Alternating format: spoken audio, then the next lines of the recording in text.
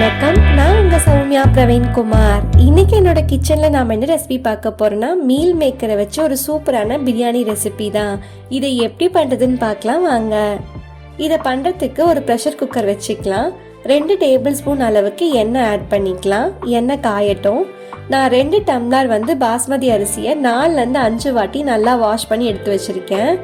Meal மேக்கரை 10 நிமிஷம் சுடுதண்ணியில் போட்டு ஊற வச்சு புழிஞ்சு எடுத்து வச்சிருக்கேன். இப்போ நம்ம பிரியாணி செய்ய ஸ்டார்ட் பண்ணிடலாம். 2 துண்டு பட்டை ஆட் பண்ணிக்கலாம். 2 ஏலக்காய் சேர்த்திக்கலாம். 2 மராட்டி மொக்கு சேர்த்திக்கலாம். ஒரு பிரியாணி இலையை கட் பண்ணி ஆட் பண்ணிக்கலாம். இது கூடவே 3 கிராம்பு ஆட் பண்ணிக்கலாம். ஒரு அன்னாசி பூ சேர்த்திக்கலாம். இது எல்லாமே நல்லா பொரிஞ்சதுக்கு அப்புறமா நீல வாக்கில் கட் பண்ணி வச்சிருக்க 2 பெரிய வெங்காயத்தை சேர்த்திக்கலாம். வெங்காயத்தை நல்லா வதக்கிக்கலாம். வெங்காயம் எந்த அளவுக்கு நல்லா வதங்குதோ அந்த அளவுக்கு பிரியாணி டேஸ்ட் நல்லா இருக்கும். இப்போ இந்த பிரியாணிக்கு தேவையான அளவு உப்பு ஆட் பண்ணிக்கலாம். நல்லா மிக்ஸ் பண்ணிக்கலாம். இது கூட கட் பண்ணி வச்சிருக்க 2 பச்சை மிளகாய் சேர்த்திக்கலாம். நல்லா கலந்து விட்டுக்கலாம். வெங்காயம் நல்லா வதங்கிருச்சு. இப்போ 1 டேபிள் ஸ்பூன் அளவுக்கு இஞ்சி பூண்டு விழுது சேர்த்திக்கலாம். இதை நல்லா மிக்ஸ் பண்ணிக்கலாம். இஞ்சி பூண்டோட பச்சை வாசனை போனதுக்கு அப்புறமா கட் பண்ணி வச்சிருக்க 1 தக்காளியை சேர்த்தி நல்லா மிக்ஸ் பண்ணிக்கலாம். வெங்காயமும் தக்காளியும் நல்லா வதங்கி எண்ணெய் பிரிஞ்சு வர வரைக்கும் வெயிட் பண்ணலாம். இப்போ 1/4 டீஸ்பூன் மஞ்சள் தூள் சேர்த்திக்கலாம். 1 டீஸ்பூன் அளவுக்கு மிளகாய் தூள் சேர்த்திக்கலாம். இது நல்லா வதக்கி விட்டுக்கலாம். இப்போ 1 கைப்பிடி அளவு கொத்தமல்லி ஆட் பண்ணிக்கலாம். 1 கைப்பிடி அளவு புதினா இலை ஆட் பண்ணிக்கலாம். இது கூடவே 2 டேபிள் ஸ்பூன் அளவுக்கு தயிர் சேர்த்திக்கலாம். இப்போ எல்லாத்தையும் நல்லா மிக்ஸ் பண்ணி பச்சை வாசனை போற அளவுக்கு வதக்கிக்கலாம்.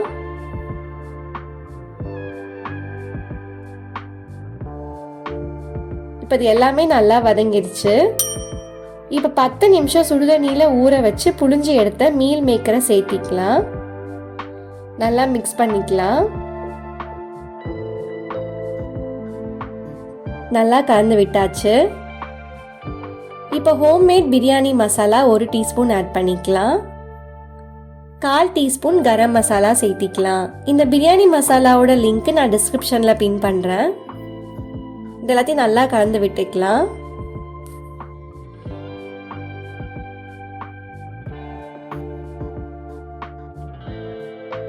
நல்லா மிக்ஸ் ஆயிடுச்சு. நான் இந்த டம்ளர்ல 2 டம்ளர் பாஸ்மதி அரிசி எடுத்தேன். இப்போ நம்ம 1 டம்ளருக்கு 1.5 டம்ளர் அளவுக்கு நான் 3 டம்ளர் தண்ணி ஆட் பண்றேன்.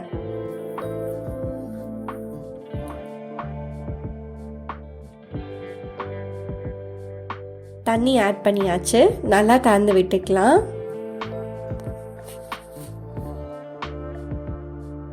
இப்போ தண்ணி நல்லா கொதிச்சதுக்கு அப்புறமா வாஷ் பண்ணி வச்சிருக்க பாஸ்மதி அரிசி அது கூட சேர்த்திக்கலாம்.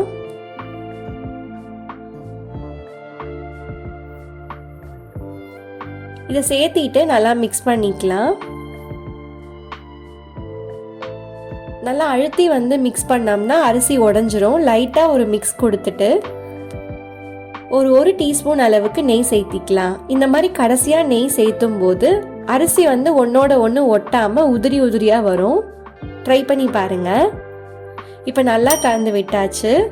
இப்போ குக்கரை க்ளோஸ் பண்ணி ஸ்டீம் வர வரைக்கும் வெயிட் பண்ணலாம். ஸ்டீம் வந்ததுக்கு அப்புறமா லோ ஃப்ளேமுக்கு மாத்திட்டு 1 விசில் வந்ததுமே ஸ்டவ் ஆஃப் பண்ணிடலாம்.